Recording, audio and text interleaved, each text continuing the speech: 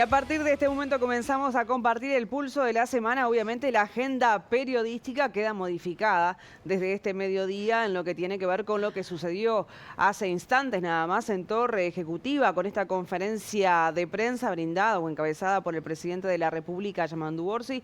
Ustedes lo veían en BTV Noticias más temprano, donde se anuncia la rescisión del gobierno uruguayo con la empresa Cardama y además el inicio de acciones legales.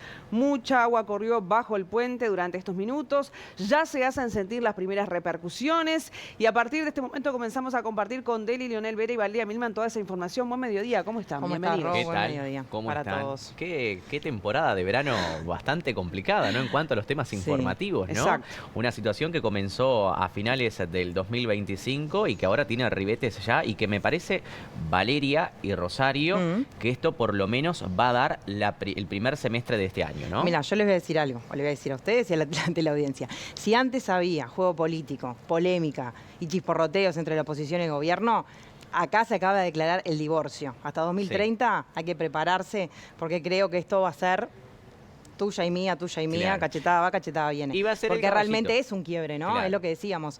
Lo que están diciendo también en Twitter la oposición, ¿no? O sea, en X, perdón, en X, la oposición, esto de que, bueno, el ministro Javier García, ya lo vamos a compartir, esto de que, bueno, es una decisión política. Ya lo sabían desde octubre cuando le anunciaron de que estaban evaluando hacer esto que pasó hoy. Bueno, es algo que ya lo tenían en la cabeza, más allá de los estudios y las investigaciones, es algo que el gobierno ya lo tenía en mente y que, bueno, las pruebas, como ellos dicen en la conferencia, como dijo el presidente, le dieron la razón. Le dieron la razón. Yo creo que va a ser la tónica, ¿no? De ahora, por parte de la oposición, diciendo que el gobierno del Frente Amplio viene a destruir lo que ya había concretado en su momento o había encaminado el gobierno de la calle Pou. Pero si te parece, la agenda se ha cambiado bastante. Totalmente, Estamos viendo radicalmente. televisión en vivo. Si a ustedes les parece, compartimos las primeras Por supuesto repercusiones. que sí, El claro. primero que se expresó en la conferencia de prensa, tras la conferencia de prensa, fue el exministro de Defensa, Javier García, uno de los principales actores de este contrato. Dice, ante el anuncio del gobierno hoy, la decisión de rescisión estaba tomada desde el inicio y es por una sola razón: política. El objetivo es destruir lo que venga del gobierno de la calle Pou. Lo intentaron con el puerto utilizando a la justicia y perdieron.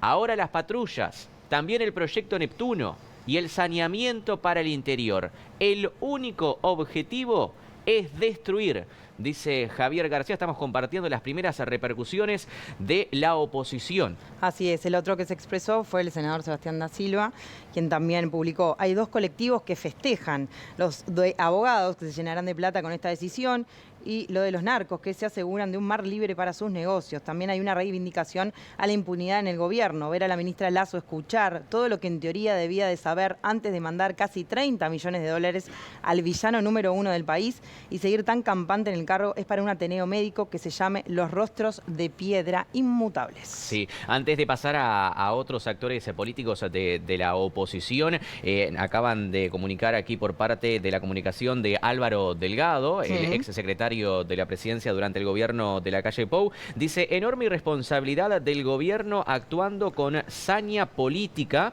para justificar su ataque contra el gobierno de coalición. Exponen a todos los uruguayos a un juicio internacional y dejan al país sin las patrullas necesarias para vigilar nuestras aguas. Hay que destacar que en la conferencia de prensa del gobierno, la ministra y el presidente fueron claros: habrá patrullas oceánicas. Sí. Eso se prometió porque claramente era algo que se necesitaba, por eso el gobierno pasado las adquirió. Pero vean esto, la producción Hay de un BTV coqueteo, según dijo el propio presidente de la República, con empresas estadounidenses en este Sí. contexto, afirmando que de todos modos las patrullas oceánicas sí van a llegar a Uruguay en algún momento. Bueno, les quería comentar esto, que la producción de BTV Noticias se comunicó con Mario Cardama, el dueño de la empresa Cardama, la empresa española, y les dijo que entienden que se ha procedido de manera muy incorrecta y van a seguir estudiando los caminos a seguir.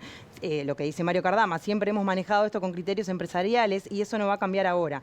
De modo que no vamos a dejar apurar a nadie, no nos vamos a dejar apurar por nadie. Ya habrá oportunidad de discutir todos estos temas y veremos a quién le asiste la razón. Esto es recién, fresquito, que la producción de BT Noticias se comunicó con Mario Cardama. Sí, hay que destacar, ¿no? Lo que el gobierno toma como referencia y como argumento central para rescindir el contrato con Cardama es las dos garantías presentadas son inexistentes, dice el gobierno. Entonces, por eso cae el contrato e inicia acciones legales por daños y perjuicios contra el gobierno uruguayo. Que además ya hay una denuncia a la justicia penal por el tema de estas garantías que, como vos bien decías, que para el gobierno no eran válidas o de alguna manera la llamaron como un fraude o una estafa al Estado. Esto ya está, Alejandro Machado es el fiscal quien está estudiando este caso y bueno, ahora, como bien decías vos también y como decía Rosario al comienzo, ahora también va en el carril civil por daños y perjuicios al Estado. Y otra de las cosas también, y por eso también apoyo de alguna manera esto que decía de este divorcio con la oposición, es porque ya lo habían anunciado en octubre, el gobierno anunció en octubre que iban a estudiar o ver las responsabilidades institucionales, porque esto es un tema de Estado, más allá del gobierno de turno. Institucionales e individuales. Por supuesto. Entonces, eso se va a seguir investigando también, eso es un tema que obviamente está dentro de la órbita de presidencia también y bueno, y de los distintos ministerios que formaron parte de este acuerdo. Claro, para ir cerrando con el tema de las repercusiones, otro que acaba de expresarse a través de la red social X es el líder del Partido Independiente, Pablo Mieres. Dice graves errores de procedimiento desde el principio que le van a costar muy caro al Estado. El gobierno no ha actuado de acuerdo a derecho y se lo van a cobrar en la justicia. Se van acumulando errores en todas las áreas en el afán de atacar decisiones del gobierno anterior. Bueno, la tónica de la oposición ahora es decir que se quiere destruir absolutamente todo lo que viene del gobierno anterior, ¿no? También lo decía Álvaro Delgado, el presidente y director del Partido Nacional, enorme irresponsabilidad del gobierno actuando con saña política para justificar su ataque contra el gobierno de la coalición. Exponen a todos los uruguayos a un juicio internacional y dejan al país sin las patrullas necesarias. Bueno, en parte de esto que decíamos. Veremos, ¿no? Vamos a ver qué acontece, pero es válida la actualización, corresponde en este análisis semanal, los temas trascendentes están aquí. Bueno, ¿qué les parece si cambiamos de tema? Porque, bueno, estamos ante un déficit hídrico, o sequía llaman algunos, pero técnicamente hagámosle caso al profe Serra. Florida es uno de los departamentos más afectados y justamente es en Casupá, donde está previsto concretar una represa. ¿En qué está toda esta situación? ¿Cuáles son los avances en este sentido? ¿Cómo viene ese proyecto ante este contexto crítico? Por lo pronto tenemos una licitación, ahora el mes que viene, en días nada más. Ya lo vamos a compartir en la siguiente imagen, le pedimos al señor director para ver cuáles son los pasos a seguir en este proyecto, que recordemos además, hay cosas que también, bueno, se decían que tienen que ver con el tema anterior, ¿no? Neptuno se mencionaba, el proyecto Arasatí, ¿no? En San José, esto fue cambiado por la represa de Casupá y por eso ahora es que el gobierno va a construir esta represa. Bueno, si vamos a repasar los puntos de lo que representa la represa de Casupá en Florida. Bueno, el arroyo Casupá, afluente del río Santa Lucía, ustedes ya lo conocen. La construcción a 10 kilómetros del pueblo, el marzo de 2026, como lo decíamos hace minutos nada más. Ahora, la apertura de la licitación pública internacional, 8 consorcios están interesados. Fines de 2026 tendría que darse la adjudicación de la licitación y a principios de 2027 comenzar la construcción, donde se prevé que culmine a mediados de 2029. ¿A cuántos abastecerá? Vean ustedes, 1.600.000 personas en el área metropolitana. Eso es Montevideo y Canelones también, incluye toda el área metropolitana.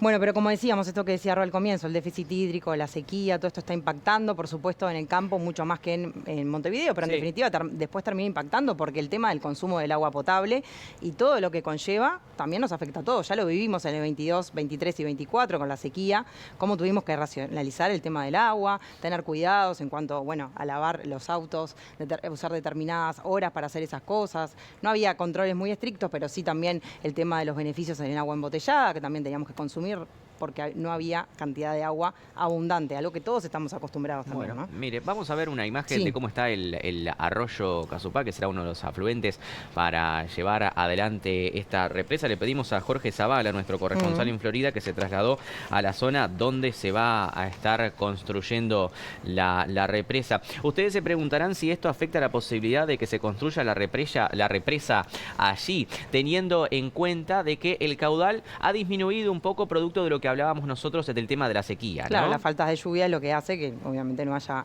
agua. Lo que decía un ingeniero agrónomo que dialogamos con él, que además es experto también en la construcción de represas, bueno, la represa es una barrera construida, ¿no?, sobre un río, un arroyo. La finalidad es embalsar el agua que cae de la lluvia, obviamente, y eso genera la cantidad suficiente para después poder volcar a los distintos hogares y pasa por todo un proceso, por supuesto, mucho más engorroso. Claro, y hay que destacar que la mayor concentración ocurre en invierno.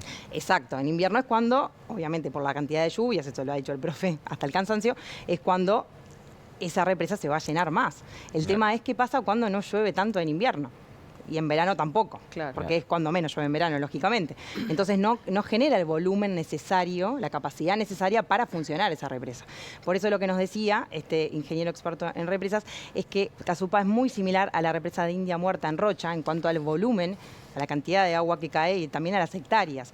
Entonces, que si sucede que hay un invierno que no es bueno en cuanto a la cantidad de lluvias, después el verano también va a ser malo y la represa no va a funcionar en su totalidad, en su capacidad, no va a ser tan conveniente.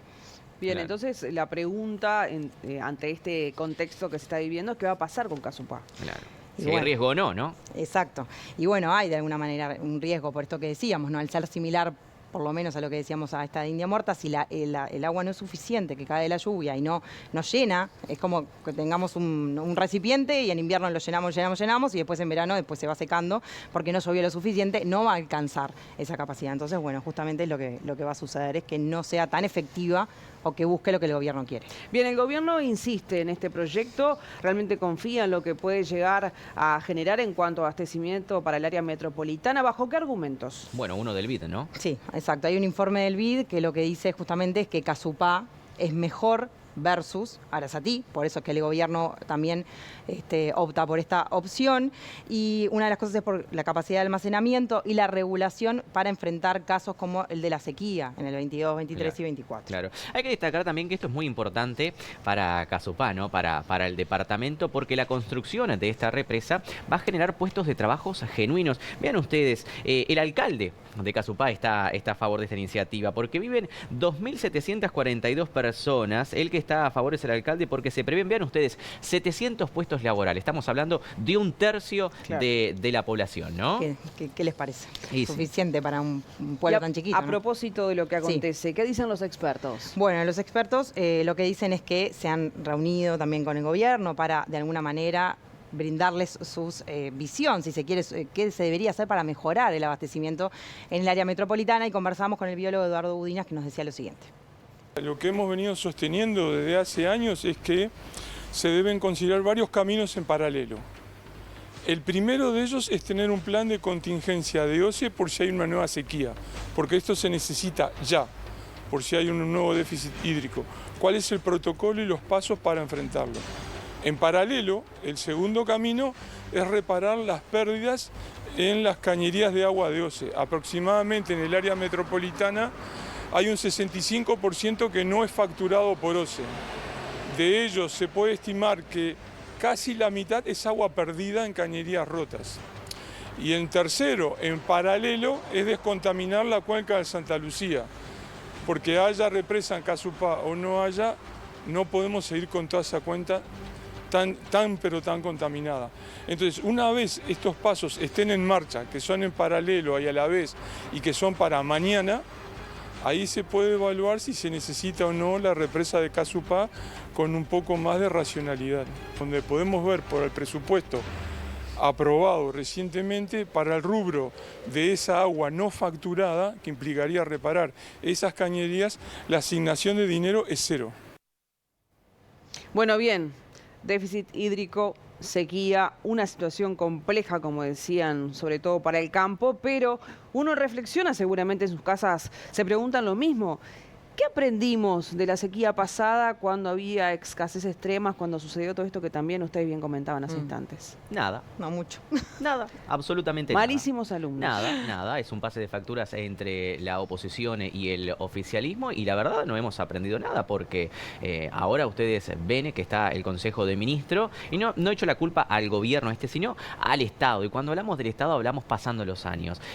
Hoy el tema es Cardama, y dentro de unos días se va a abrir una licitación para para abastecer a 1.600.000 personas. Ustedes escuchaban a Udinas ahí diciendo de que se pierde el 60% del agua. ¿Cuántas veces usted en su barrio se ha cruzado o en la ciudad con una pérdida de agua de OCE? Sí. ¿Cuántas veces? Esa es agua que se pierde.